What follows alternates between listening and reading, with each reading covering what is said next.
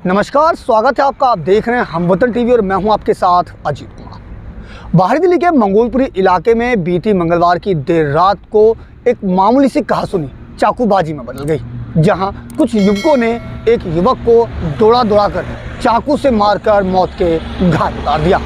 बताया जा रहा है कि इसमें एक युवक गंभीर रूप से भी घायल हुआ है, जिसका नज़दीक के अस्पताल में उपचार चल रहा है। फिलहाल इस मामले में पुलिस को कुछ सीसीटीवी कैमरा हाथ में लगा है, जिसके आधार पर पुलिस इस मामले की तफ्तीश में जुट गई है। आज राजधानी दिल्ली में लोगों में गुस्सा इस कदर बरकरार है कि कब छोटी सी कहासुनी मारपीट और हत्या में तब्दील हो जाती है, पता ही नहीं चलता। बीती रात बाहरी दिल्ली के मंगोलपुरी में एक ऐसे ही मामले ने सनसनी फैला दी है। मंगोलपुरी में मंगलवार देर रात को कुछ युवकों ने आपसी विवाद के बाद एक युवक को दौड़ा कर चाकू से हमला कर दिया। इस चाकूबाजी की वारदात के बाद हमलावर मौके से फरार हो गए। चाकूबाजी में घायल हुए दो नाबालिगों को नज़दीक के संजय गांधी अस्पताल में भर्ती कराया गया, जहां एक नाबालिग लवली को इलाज के दौरान डॉक्टरों ने मृत घोषित कर दिया, जबकि दूसरा नाबालिग सूरज का अस्पताल में इलाज चल रहा है, जिसकी हालत गंभीर बताई जा रही है। मिली जानकारी के अनुसार मृतक युवक लवली सोमवार की किसी शादी में गया हुआ था। यहां कुछ युवकों से उसकी कहासुनी हो गई थी। मंगलवार की बीती रात लवली के ब्लॉक के पास मार्केट में किसी काम से गया हुआ था, जहां आरोपियों के साथ सोमवार को हुए विवाद को लेकर कहासुनी शुरू हो गई, जिसके बाद आरोपियों ने लवली को चाकू से गोदकर मौत के घाट उतार दिया। वहीं आरोपियों में भी सूरज नाम का नाबालिग युवक गंभीर रूप से घायल हो गया। मृतक की बहन ने बताया कि एक शख्स जो घटना से कुछ देर पहले उनके घर पर आया था और ईंट से मृतक लवली के चाचा पर भी हमला किया था। सर मेरे को तो कुछ नहीं पता, मैं तो घर पे लेटा हुआ था। बच्चा कह रहा मैं बालाजी मंदिर जा रहा हूँ प्रसाद चढ़ाने में, भाई चढ़ा के आ जाइए घर पे। अब ये हमें नहीं पता, ये वहाँ चला गया इस लोग कि क्या बात हुई क्या बात नहीं। उन लड़कों ने पहले ही बैठे हुए थे वहाँ पर कि भाई लड़के को कुछ ना कुछ करना ही है। अब क्या पता क्या करा क्या नहीं करा, अभी तो ऊपर वाला ही जानता है। मैं जानता भी नहीं किसी लड़के को, वो तो 6-7 लड़के बोल रहे हैं। पुलिस का क्या कहना है? पुलिस का कहना है ये पकड़ रहे हैं, देख रहे हैं।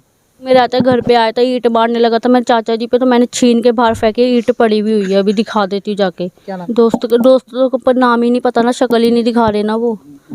हाँ नहीं, जिसको अभी एक तो घायल हुआ है, जो घायल हुआ है उसका क्या नाम है? वो लवली को तो चक्कू लगे। हाँ जी।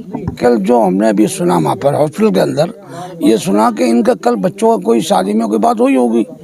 आज ये बच्चा उधर गया याहुजा रेस्टोरेंट के पास में, मैं कुछ लड़कों ने इसको घेर लिया। जो एक लड़के ने सूचना दी है पुलिस को कि भाई वहाँ उन लड़कों ने चक्कू उसके ये खेला होगा। कई लड़के थे, 8-7-8 होंगे। इस लड़के के चक्कू मार दिए। यहाँ खबर मिली कि भाई लवली के चक्कू लगे। एक लड़का और है उसमें, वो भी पड़ोस का ही है, वो मैं कहा ICU में कर। तो ये दोनों दोस्त हैं, लवली और जो पड़ोस का लड़का है? हाँ, तो ये वो लड़का किराए पे रहता है इसी गली के अंदर। हाँ, ये के दोनों बच्चे हैं। हमला किया वो कितने लोग थे? वो लड़के बताते हैं, लड़के बताते हैं 7-8 लड़के होंगे। क्या उनकी पहचान हो पाई है किसी तरीके की? कौन? अभी तो देखो जी, पुलिस ने पकड़े तो हैं, पहचान तो अभी उनकी जो है ना, जो वहाँ मौजूद, चलो ये जानते नहीं है। एक लड़का उसमें बता रहा था, जो अभी SHO साहब को, कि एक लड़का बता रहे हैं कोई सचिन है।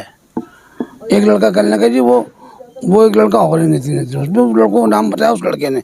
अब पुलिस बताएगी जी कि हकीकत क्या है क्या नहीं है। उस लड़के ने पूछताछ की, जो हमारे सामने बात सामने आई उस बात को हमने बताया आपको। फिलहाल घायल सूरज का अस्पताल में इलाज जारी है। अब पुलिस सूरज के बयान लेने की कोशिश कर रही है।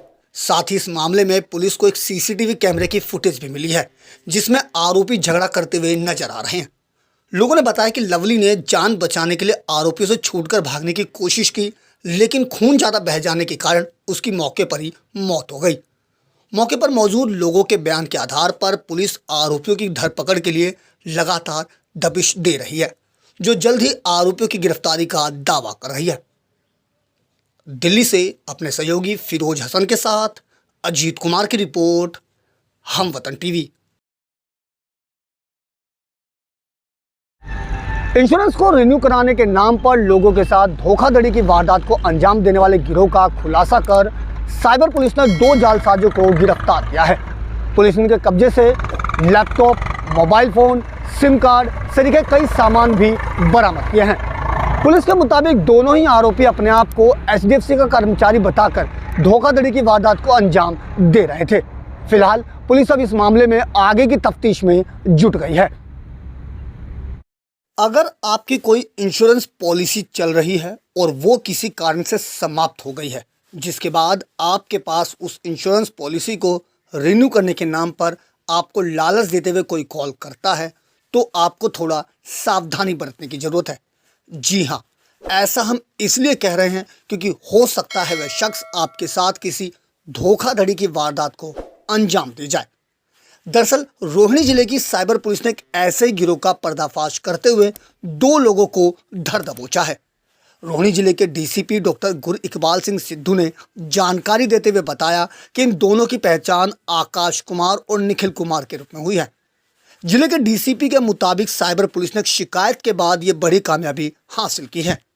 दरअसल बीते दिनों NCRP पोर्टल पर एक शिकायत दर्ज की गई थी, जिसमें पीड़ित के मुताबिक उसकी एक बंद हो चुकी पॉलिसी को दोबारा शुरू करने के नाम पर कॉल की गई, जिसमें उससे कहा गया कि यदि वो 2 साल का पैसा जमा करा देता है तो उसकी पॉलिसी दोबारा शुरू हो जाएगी।